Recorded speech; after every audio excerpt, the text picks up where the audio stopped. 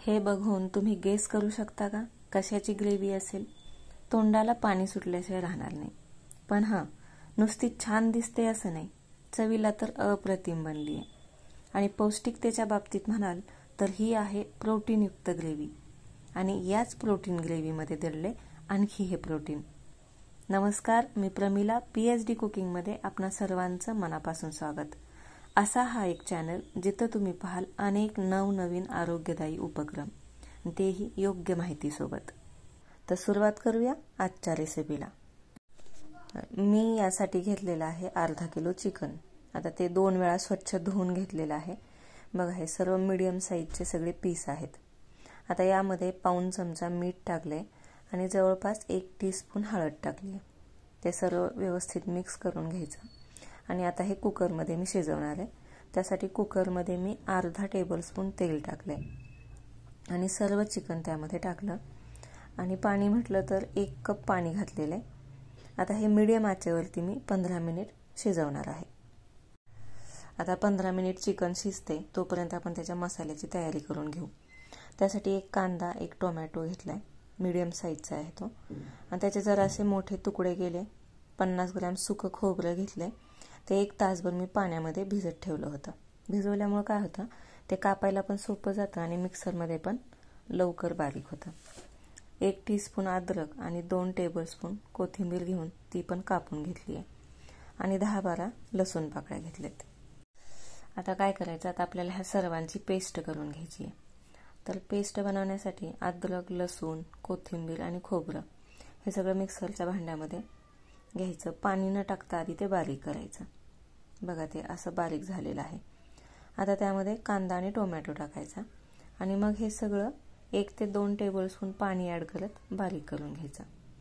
अशी चांगली एकजीव करून त्याची पेस्ट बनली पाहिजे. आता ही सगळी पेस्ट जी आहे ती भांड्यातून बाजूला काढून घ्यायची, कारण आपल्याला आता भांड्यामध्ये आणखी एक पेस्ट बनवून घ्यायची. बघा, हे सोया चंक्स आहेत. मी 2 तास ते भिजत ठेवलेले आहेत. भिजवण्याआधी वजनाने ते 25 ग्राम मी घेतले होते, म्हणजे कपाने मोजले तर 1/3 कप भरतात. तर हे असे घट्ट दाबून त्यातलं पाणी काढायचं. हीच कृती 2-3 वेळा करायची, म्हणजे त्याचा जो स्मेल असतो तो बऱ्यापैकी निघून जातो. आणि पाणी न टाकताच ते पण बारीक करायचं आणि पुन्हा 1-2 टेबलस्पून पाणी टाकून त्याची चांगली पेस्ट करून घ्यायची. त्याची पण बघा अशी पेस्ट बनवायची आहे. बघा, ही पेस्ट बनेपर्यंत मला कुकरच्या 3ऱ्या शिट्टीचा आवाज आलाय. 15 मिनिट झालेले आहेत, म्हणजे चिकन शिजलेलं आहे. आता कुकर थंड होईपर्यंत आपण चिकनचा मसाला पण तयार करून घेऊया. मी तुम्हाला परफेक्ट प्रमाण तर सांगितलेलंच आहे, पण या पद्धतीनं जर आपण कृती करत गेलो तर अतिशय कमी वेळामध्ये आपली डिश पण तयार होते. आता याचा मसाला बनवण्यासाठी मी घेतले 2 टेबलस्पून तेल. तेल गरम झाल्यावर त्यामध्ये 4 लवंग, 1 मोठी विलायची, 1 चक्री फूल आणि 1 सेंटीमीटर लांबीचे 4 दालचिनीचे तुकडे टाकले. ते जरा फ्राय झाले की त्यामध्ये कांदा टोमॅटोची पेस्ट टाकली. आता ही पेस्ट आपल्याला 8 ते 10 मिनिट मीडियम आचेवरती परतत राहायचे.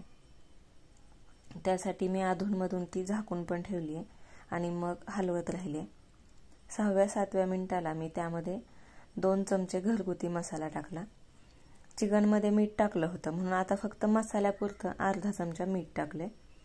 पाव चमचा हळद, 1 चमचा बॅडगी मिरची, ती फक्त रंगासाठी आहे. 2 चमचा गरम मसाला टाकला.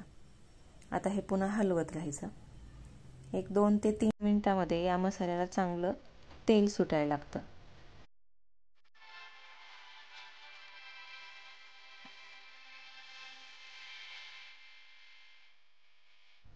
आणि तेल सुटल्यानंतर मी त्यामध्ये सोया चंक्सची जी पेस्ट होती ती सगळी पेस्ट टाकलेली आहे. या पेस्टमुळंच ही ग्रेव्ही जी आहे ती प्रोटीनयुक्त बनते आणि त्याला चांगली कन्सिस्टन्सी यायला पण मदत होते.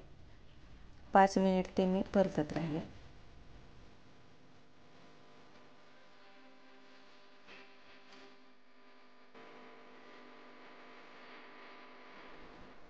आणि 5-6 मिनिटानंतर त्यामध्ये मी 1.5 कप पाणी टाकलं.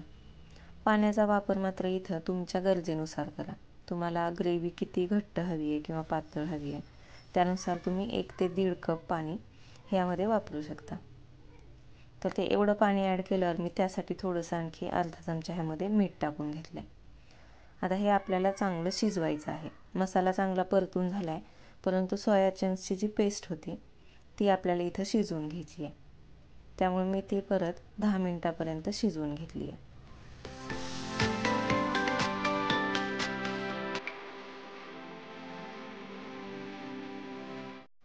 आता ती जी ग्रेव्ही आहे त्याला चांगली उकळी फुटली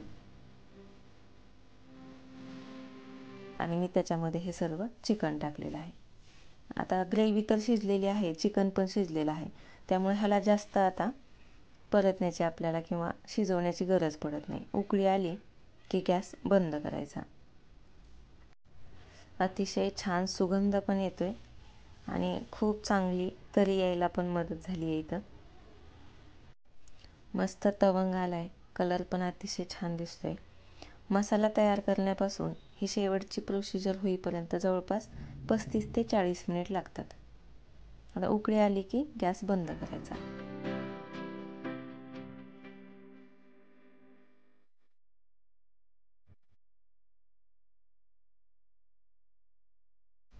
तर अशी आपली डबल प्रोटीन डिश तयार होते, अतिशय झणझणीत आणि पौष्टिक.